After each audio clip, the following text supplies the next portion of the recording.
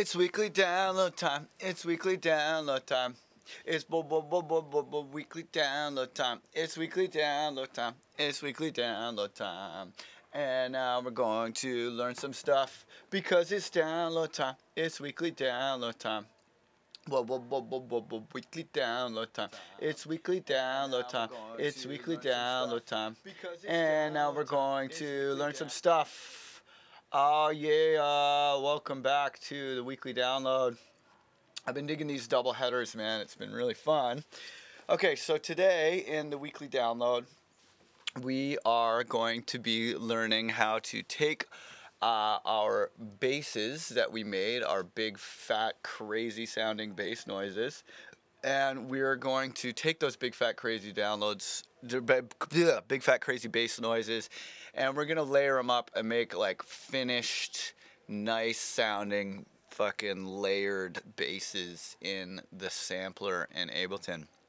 So, in the last tutorial, we went and we made all these Reese oscillators here, and we sat down and we sampled them, and they're all at C. And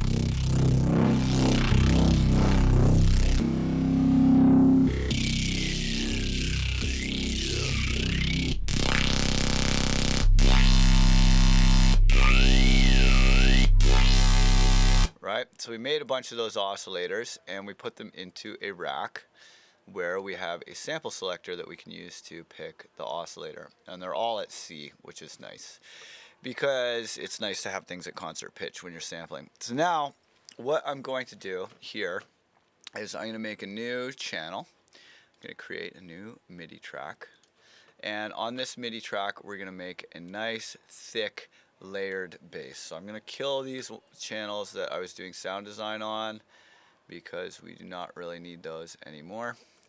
And we're going to take our Reese oscillators and we're going to put them into this rack here. Okay, so I'm going to select that and then group, and now we have a rack. And this is good because we're going to need to layer this bass to make it thick and rich and wide and all those things. So one thing that I've noticed a lot of people do that is a bit of a problem, but a lot of people do in the dojo, and hey, what up, Brandon? Inside and outside of the dojo, a lot of people have this problem where they end up taking a bass sound and processing like a bass from like a sample archive or something, and they want it to be wide and they want it to have lots of highs. So what they'll do is they'll take an existing sound and they'll put some sort of stereo widening plug-in on it and crank it all the way up, and they'll take the EQ and crank it all the way up, and what happens is you end up with a situation where the bass kind of like, because of the multiband processing and the way the highs are really pushed and the width is really pushed, the bass ends up kind of like coming apart. So it almost sounds like two sounds where there's this really kind of fine high, you know, really processed, really pushed high frequency content, but then it's kind of like disconnected from the sub and it feels a bit over processed. And when you over process things, they start sounding boxy. So if you find that your mixes sound really boxy and really kind of like, you know, your transients are smearing and stuff, chances are you're probably over processing your sounds. So what I like to do, I'll show you how we can make a bass here. So let's start with the sub. So if you are a weekly download customer, you will notice that this Bobo Subsequent 37 sub in phase, this is probably my best sub that I have in the library right now. So we're going to start with that. So now we have this nice juicy sub. Okay. Nice and deep. Yeah, there we go. I'm going to turn my sub on because it's always more fun when you have the sub on. So we've got this nice sub layer, and you'll notice that these are all in phase. So if I go and I sample, oh wait, not the Reese's. If I go here and I go like this, you'll see that these are in phase. And what that means is that when I was aligning the start position on all of these samples, oops, there we go, I made sure that it cuts on the upswing. And I decided, being an optimistic person, that I was always going to cut my sounds on the upswing. of the waveform.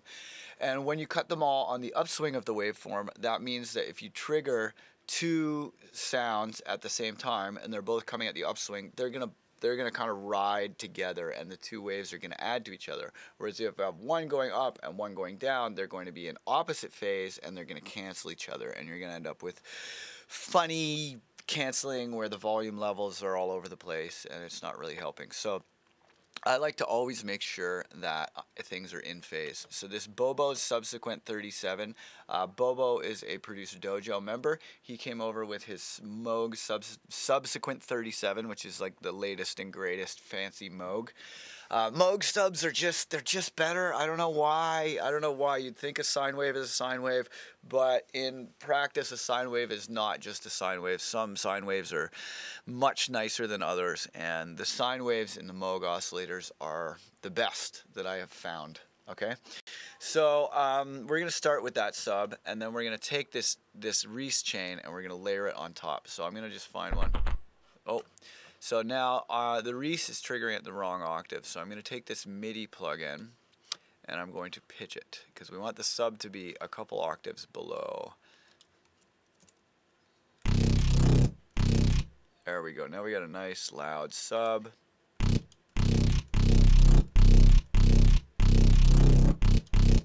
We got a nice loud sub with the top. So now to make sure this is in phase, I'm going to go to this oscillator and zoom in. Yep, it's going on the upswing, so that's good. But let's say it wasn't, like maybe if I zoom in on this one, is not going on the upswing. If I want to correct it and make sure that it's in phase, I would go and chop it like there, perhaps. You want to find a zero crossing on both sides, or something that's close to both sides, zero crossing, and chop it on the upswing. So I would say there, and to get rid of any clicking, I would add a little bit of attack. And then this one will be in phase. Okay, so now this is pretty loud. I'm going to turn it down. Okay, so now, because when we made the Reese, actually here, I'll delete that because we don't need that anymore, and we don't need that anymore. So when you want to make a big, wide, high frequency, it's a sound that has high frequency content and has a lot of width, processing it with these, like let's say you want more stereo image, you could come into this sound and go here and turn the spread up. But what that's doing is it's essentially just kind of like the Haas effect. And like you hear, it doesn't really add that much spreading to the sound, and you can end up with phase canceling and stuff. So what I like to do is I like to accomplish the additional spreading and the additional frequency content with more layers. Okay, so I'll show you some things that you can do when you're layering basses that will make them really good. So let's turn off our Reese oscillator now, and we've just got this Subsequent 37 oscillator. I'm going to put it on glide, and now I'm going to macro the glide time because we're going to want that glide time to match on all of our patches. So I'm macroing the glide time there. And then I'm going to duplicate the subs, right? And I'm going to call this white noise. And I'm going to go in and delete all of the samples in there. And I'm going to put some white noise in. Okay, and white noise is just fucking great for a lot of sound design purposes. I use white noise all the time. So I'm going to put this white noise in because I want a sub with noise over the top. And I get into this a little bit in the unusual subs episode of the weekly download, but I'm just going to kind of review it here. So we have a white noise sample, but right now the white noise sample is going to pitch. That's not what we want. We want it to stay at the same pitch. So if you go to the scale and you set the scale to 0, now the sub pitches, but the white noise does not pitch.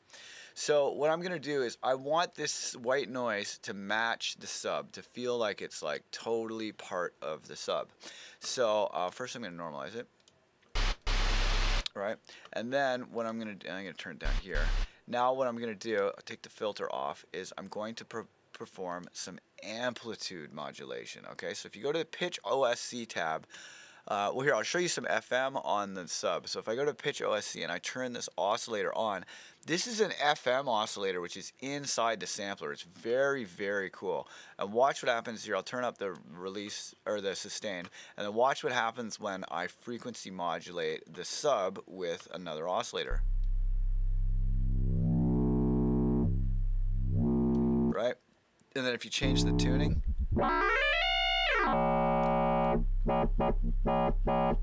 suddenly we're doing kind of like, you know, if you put an envelope on that,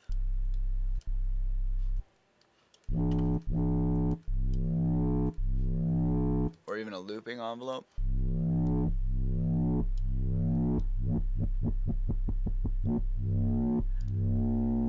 and that's just adding to the sub. So you can FM your way into having a bass. You can FM your way into having a bass with the FM oscillator. But this oscillator also has an amplitude modulation mode. So check it out. Let's turn the envelope off and put it back to normal.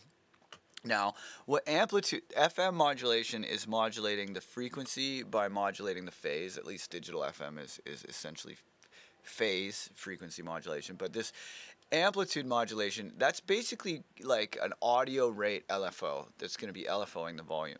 So I turn that up and now listen to it, right? Right, you can hear that that's kind of creating another oscillation there. And you can hear that oscillator, but what that oscillator is doing is it's modulating the amplitude, the volume, right? So what happens if we go in here and we turn the FM oscillator on, all right, and then put up the envelope, and then we put it on amplitude modulation? What does that sound like on white noise? Well, we want to slow it down, so I'm going to take the pitch plug in and just put the pitch plug in here and put it down a couple of octaves. All right, and now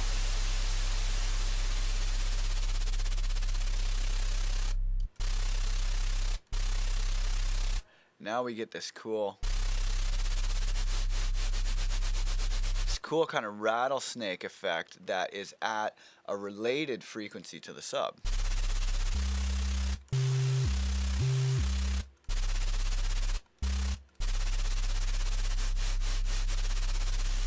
So even when you get it to LFO rate, you can still see it here that it's a harmonic of the same frequency.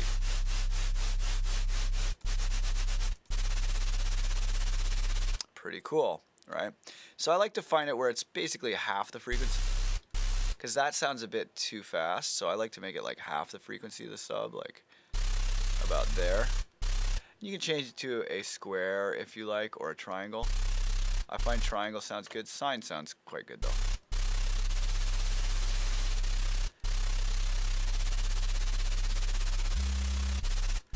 Right, and this layer, when you have it like, when you have the white noise like this, you can get a really cool, like here, check it out. I'll transpose the white noise.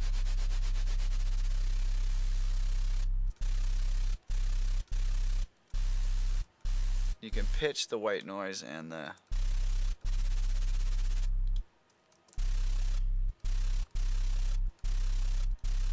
but yeah, here I'll loop the white noise too. But yeah, it kind of feels like the sub is like jiggling something when you get this sound. So this sort of a layer really helps to fill out the tops. But sometimes white noise itself can be a bit harsh. So one thing I like to do to white noise in this situation is take a reverb, turn the input processing so that it is like just processing the very highs, take off early reflection and chorus because I find they just sound a bit artificial, and then crank the dry wet. And I'll solo this. You see how that white noise is just like really nice sounding now? You can open it up a little.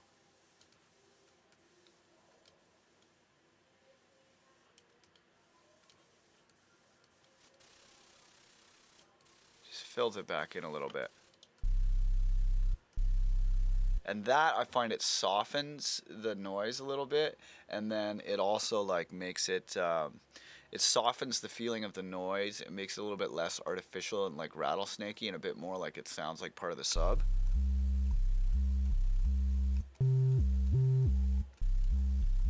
And that, like, if you listen to like noisier radio or whatever, half of the tracks on there have this like white noise layered sub happening. So I normally like to have that where it's like, you know, there's the white noise layer in it, and that's going to sound really good with this Reese. Like, check out the Reese by itself, and then check it out with the extra layers. Really, especially the reverb, really creates a sense of space, you know, it's really...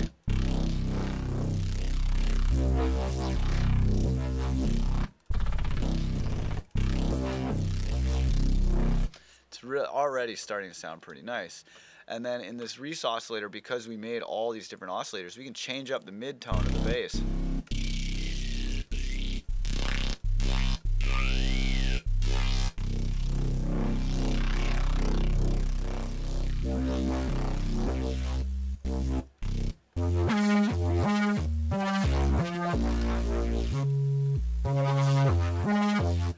You also, I find sometimes when you play high notes, the samples will be too short, so I like to put the sustain mode on like that.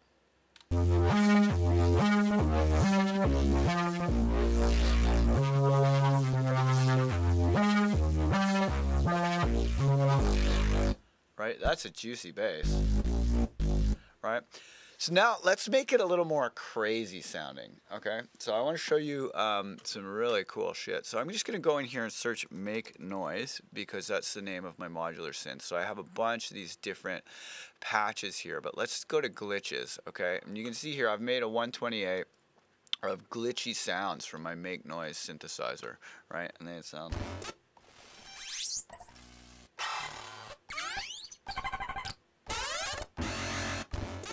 Okay, so I want these glitches to be split by key instead of by sample selector, or I want them to be split by sample selector instead of by key. So I'm going to select them all, and this is how you convert a 128 from one format to the other. Go like that and like that. Once again, take the scale and put it to 0 because we don't want it to pitch. And then if you go to sample selector and distribute ranges equally, now you have it by sample selector. And I will make a new save, Make Noise glitches by cell. And that means by sample selector, and now I have that saved in with all my 128s. Okay, so now that we have this, I want to put this into our bass as an extra layer. So I'm just going to go here, and I can drag it in like that, and then I'm going to go to here, turn the glide on, and macro the glide time. Right? And now check it out. So now we can use the sample selector, and we can find a sample that fits on top. And this is really cool because these samples, like, we listen to them by themselves. These samples are not pitched. They're not tuned to match the bass. They're literally just random fucking craziness. Okay? They're just like scribbly pitch all over the place, weird glitches. They're weird. Oh yeah, I'm also going to loop them all just in case any of them are too short. And then check it out. I'm going to move this sample select around and watch. Like, your ear is going to kind of glue this layer of just chaotic fucking anarchy. It's going to glue that onto the other layer, and your ear is going to hear it as though it's part of the bass, even though it's totally not. It's like just some random crazy fucking sound.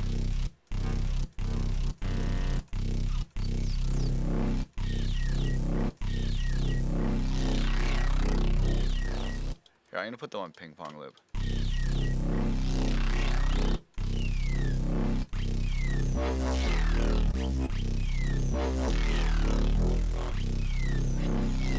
Right? And your ear, just because of just the magic of the human mind, it will glue those sounds together and make them sound like one sound, even though they're totally different. Right? And then if we go one step further and we do our amplitude modulation trick, where we put that on and then put the amplitude modulation. Here, let's solo this layer. Let's see what note we're getting.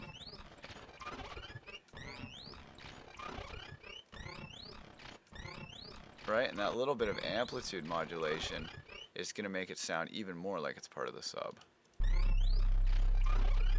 I'll turn it up in the mix a little bit.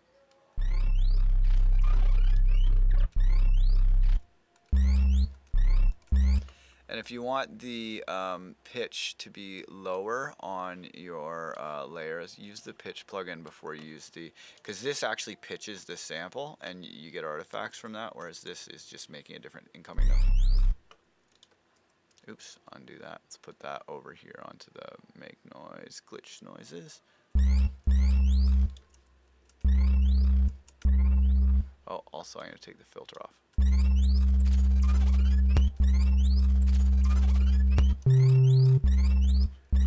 Right, that's clearly not part of the bass, but in this context it just sounds like it's a layer on the bass. For all of your higher layers, you're usually going to want to EQ the bottom out of them, like this. Oops, not your sub. Everything except for the sub. So on the Reese layer, I want to kill the sub. And by sub, I mean everything below about 100. Same thing, the white noise layer, I mean that one doesn't have that much low frequencies, but I'm going to do that anyway.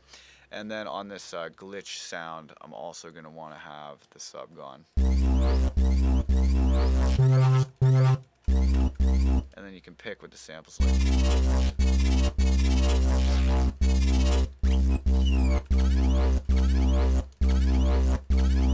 And then you can even slow it. Yeah, slow it down even more. And now we have this on top. And that LFO effect that you're hearing is the amplitude modulation oscillator. Yeah, that's good. But yeah, you get real fucking cool, like juicy ass sounds up top by doing this. So now how do you create more stereo width? All right, well, before you start reaching for the width expander plugins, you got to recognize that like every time you process a sound, you're gaining something, but you're losing something as well. And if you want to get those really clean, wide basses, it's really like if you instead of like adding processing to create width, if you add layering to create width, you're going to end up with a really clean sound because you're preserving all the fidelity of your sound because you're not running like a million processes on it to get it to sound the way that you want. You're just like putting the appropriate sound in the appropriate spot and using things like amplitude modulation, which does not distort the sound, or enveloping, which does not distort the sound, right? So check it out. I'm going to duplicate this make noise channel. I'm going to pan one hard left and one hard right, and then I'm going to go just pick a different sample for each. Whoa. That's crazy movement. Let's mute the Reese.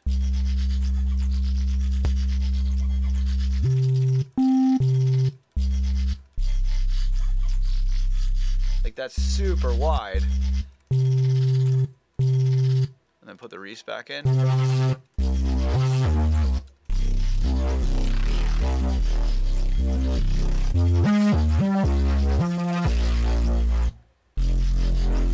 Right? And you start getting really, really juicy basses. You could also you could also add another thing of layers. I'll go basses, and in the weekly download there is all of these basses that are built in the weekly download. Here, let's go to my user library and go to basses. If we go to basses, look at all these 128s that I've made over the years. Well, I'm going to go get the bass oscillators, and this just has a bunch of bass oscillators. Once again, if things are out of the octave you want, use the MIDI pitch plugin to correct the octaves. And then here, this is once again sample selector style. Yeah, it's got some nice weight to it.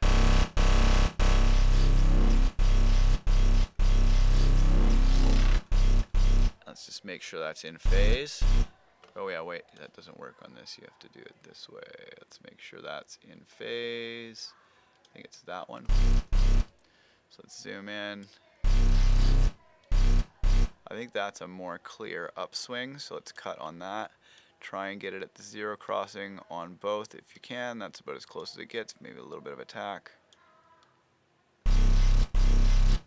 Also, you can have different envelopes on the layers. Like, let's say we don't want this layer to come in right away, or we want it to come in and go away.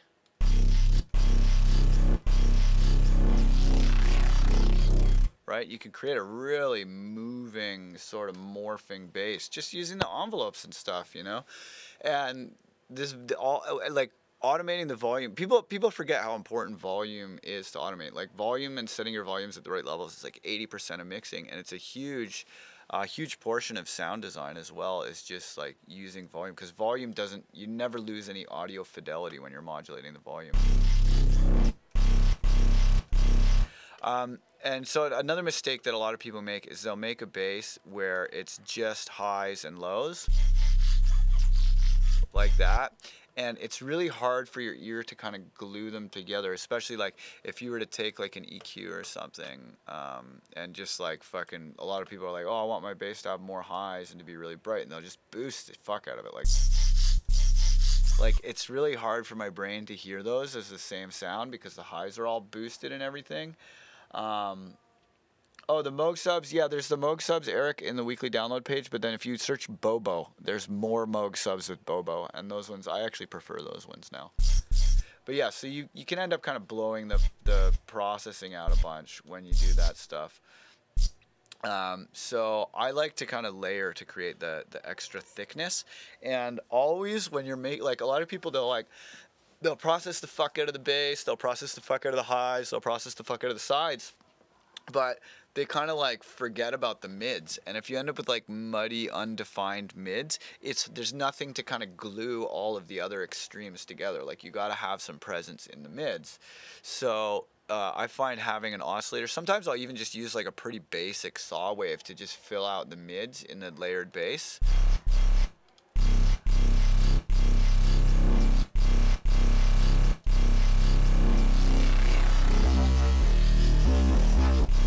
Like that is a fucking thick ass bass, right?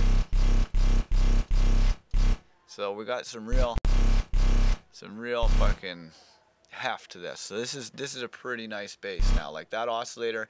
And if you were to try and synthesize this all in one place, you wouldn't be able to do it with a synth because the different layers have totally different textures. Like this shit, this make noise stuff, like that's just like crazy glitch. And then this white noise, especially with the reverb, is like, it's a different world. This is a different world. This is a different world. Like these are all, but hearing them together, once the phase is corrected and you've got the amplitude modulation, it's definitely one sound. And then if you ever want to do the glide time, Reese basses and neuro basses sound great when they're gliding. Oh, this one needs to have its glide time macro that I can hear.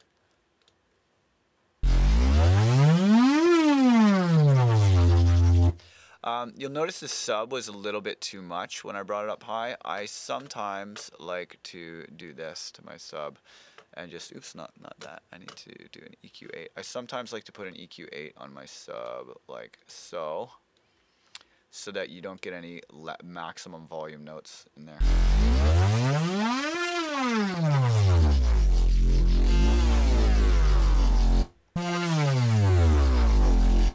But yeah, having them all on glide and having them all with the same glide time is really crucial. Yeah, those are all on glide. They all have the same glide time. Great. But yes, you can layer them up, and then a thing that I like to do sometimes is, let's say you want to have one section where this is the main, this one is providing the main body, and then you want to have another section where this one is, because those are pretty different sounding basses, right? You could use the chain selector, and I want these ones to be going all the time, but I want that one to be going in position 1 and that one to be going in position 2. Then you can have the chain selector select them.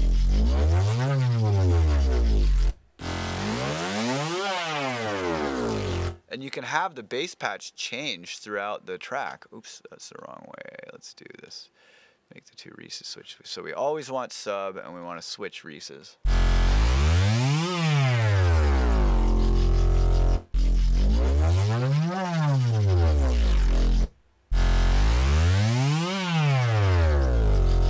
Right? and then you can have it switch layers and use that as a kind of modification in your patch.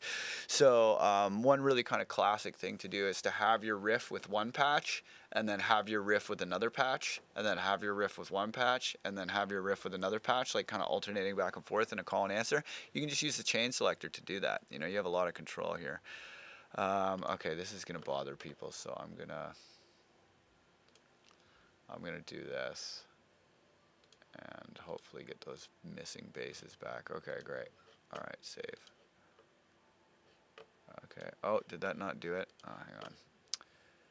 Search. Okay, 2 new candidates. Which candidate? I hate how you have to replace the fucking candidates. Yes. Okay, and then this one, give me your candidate. Yes. Okay, save. Okay, I'm gonna go back here. I'm gonna save this. Yeah, I made this bass oscillators one a really long time ago, so some of the samples are missing. All right, yeah, props to Ableton for making that whole process a lot easier too. Replacing samples in Live 10 is way less time consuming than in Live 9. Oh, it's still missing sampler. Oh no, okay, there we go, it's good. Okay, so now we have a nice layered bass. So this is gonna provide a lot of the body of the bass. Now I wanna show you a little bit about channel strips, because this stuff sounds great, but it's kind of nice to have the layers get glued together a little bit. So I like to use, appropriately enough, the glue compressor, a little bit of glue compressor.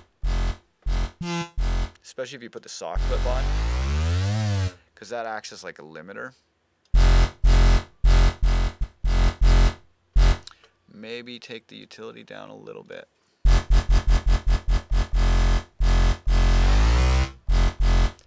But yeah, that little bit of compression will kind of help out with some of the, it just helps out gluing them together a little bit.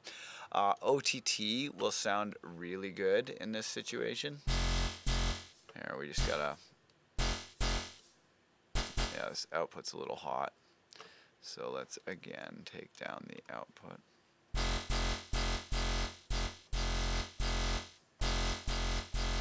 And then once again, I like to put my thresholds so that the level is kind of occurring between the thresholds.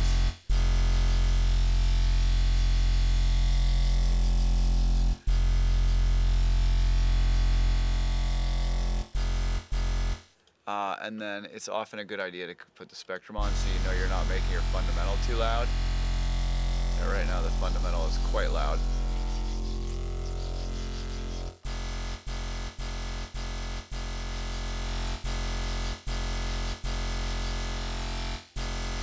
And then I'm going to go into my rack and turn the sub down a touch. There we go. So that's a much more flat response. That's going to sound a lot better later. Take the highs down a little bit.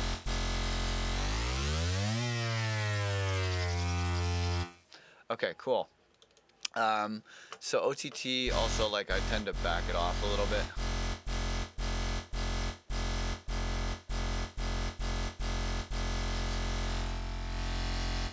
But you see it has that really nice effect on the highs. So OTT can be really good, and then I will often use like a channel strip plugin at this point. If like one of my favorites is to use the Neve 88 RS. It just has a really nice saturation. So I'm going to take this off for those of you not using UAD, but if you put the mic on,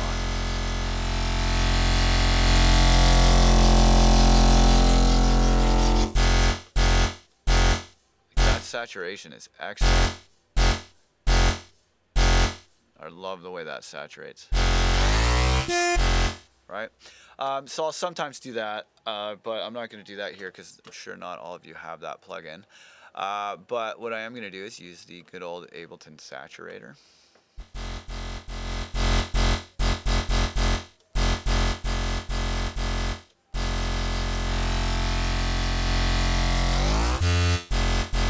So here, let's put all this stuff together, group it.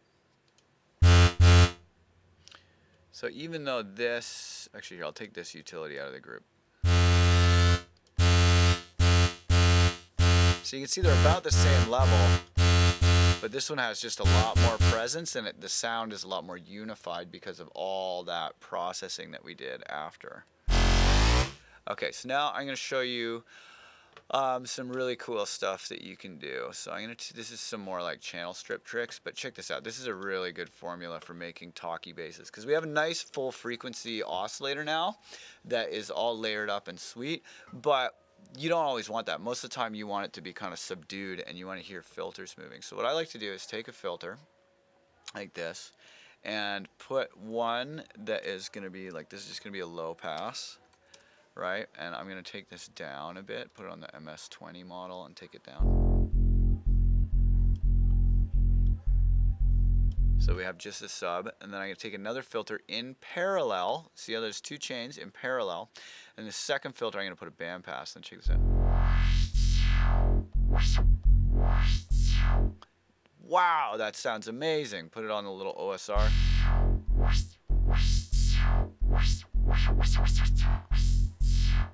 That sounds amazing because there's so much frequency content for it to filter with all that layering, right? You know, if you put like a LFO on it, like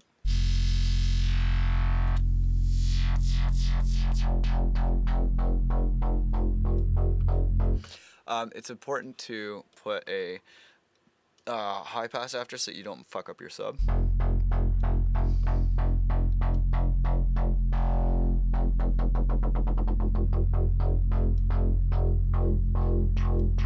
Right?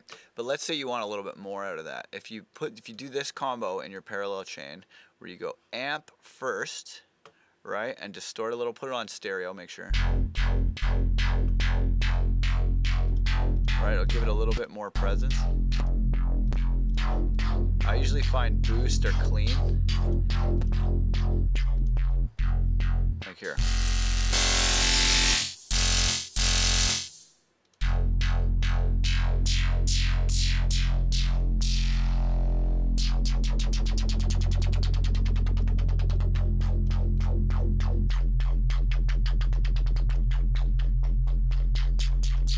Right, let's take the LFO off.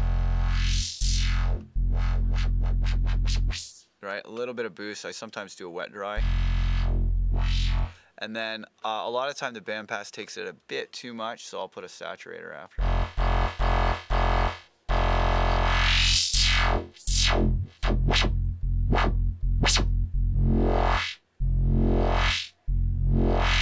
And that'll even sound good when you open this up a bit.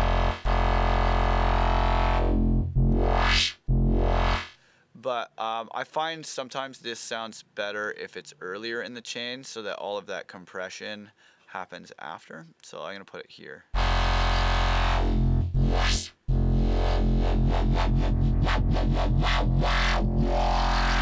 But you see how we got like a really nice, wide, clean sound because of this layering, all these layering techniques that we've done. We have so many diverse sounds in one big stack that we really, you know, we have like. Okay, so now another thing that can be pretty cool on a bass is erosion and bit reduction. Check out what happens when we put just a little. See that highs? Oh my god, you can hear that in your neck. I'm gonna take the amount down. I'm gonna take this down.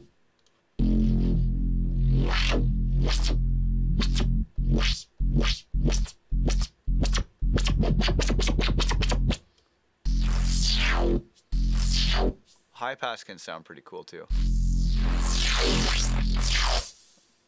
But yeah, maybe a little bit less of the saturator.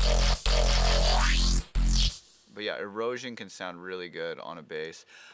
Bit crushing sounds good too. The Ableton Redux is not the best, but I can probably illustrate it. Let's do this.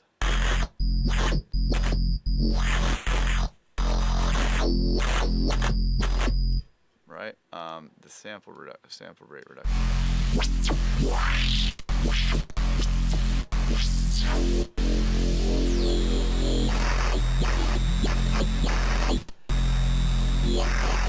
But yeah, yeah, this combination is how I made this. This combination is how I made this collection of basses, where you will hear the original expanded woof.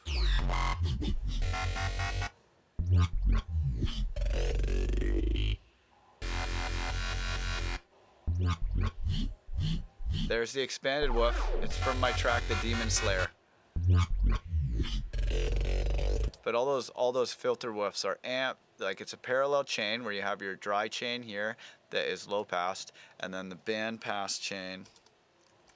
The band pass chain has amp going into a band pass, going into a saturator, and then a bit of bit reduction at the end. And then that's what gives it that's how I made the expanded woof.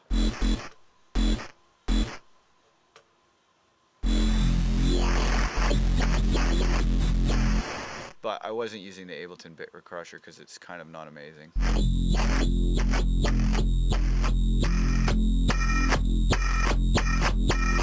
But yeah, you can get some.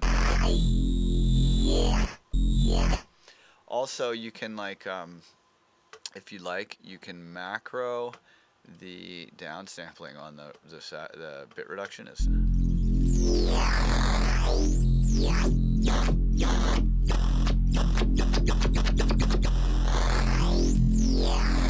Right? That sometimes sounds good. Sometimes it can sound good before the filter, but you lose that high-end bite.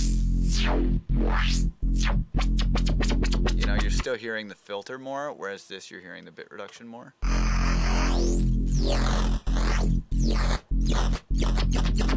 Right? So try putting different things in the bandpass chain. Having a low pass chain that's just separate to make sure that you're only getting the sub nice and clean is a good idea. I will sometimes duplicate that and have, hang on, duplicate. I'll sometimes do that and have a high pass chain so that I always have the very highs. Because that can, you know, maybe even if you turn it way down.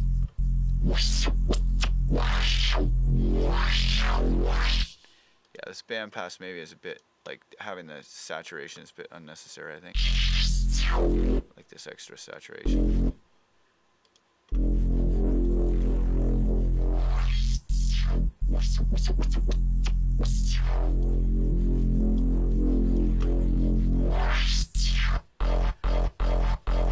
Yeah, every sound is different though, so you're gonna have to really like listen to what the sound is asking you for. But yeah, so just remember these parallel chains are the key to so much of this processing, having multiple chains where the input becomes two separate layers in the effect, and the MIDI input becomes separate layers in the sampler is really, really crucial. Okay, so that's how you can make layered basses in Sampler. So I'm gonna go save as. Oh wait, I did that already. I'm gonna go collect all and save and put all those samples in there. And those of you who are weekly download subscribers can, in addition to this tutorial, have these 128s and all the samples and everything. All right, so big up to everyone who supports me. I really, really appreciate you guys. I'm trying to do like a pretty crazy experiment here. I mean, the dojo, when you see what I'm building here, it's going to be fucking insane. Like, this place is a super crazy facility, but the rent on the facility is like $5 grand a month. So I really, really appreciate all of you who are helping me, because especially right now, I'm just watching my bank account drain while I'm doing all this construction and shit. But it's going to be pretty much the coolest thing ever, and we're going to make shit tons of content all the time. Like, I'm going to start a podcast. We got a interview room with a green screen and where we can do photos all the time. We're going to have a dance studio, 2 music studios, photo studio. Like, it's going to be crazy. But it is very, very expensive, and I need your help to do it. So big up to everyone who supports me on Patreon. Who, you know, if you just want to kick it down and say thanks for supporting the live stream, go to patreon.com/illgates. Every little bit helps.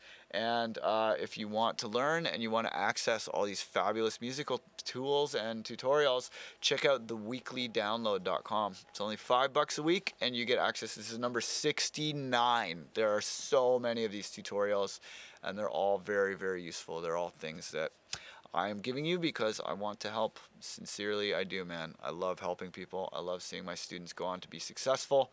That's why I started the record label. That's why I do what I do. You know, your success is my success. So yeah, big up to each and every one of you. And yeah, if you want to learn how to make more of your own music more efficiently and at a higher quality, you should check out my workshop. I do it every Wednesday. So it's thebreakthroughworkshop.com. It's free. It's online. And yeah, you can come get your learn on. All right, shouts out to everybody watching. Big up all my supporters. I'm going to take a break and come back and work on one of my tracks. Peace.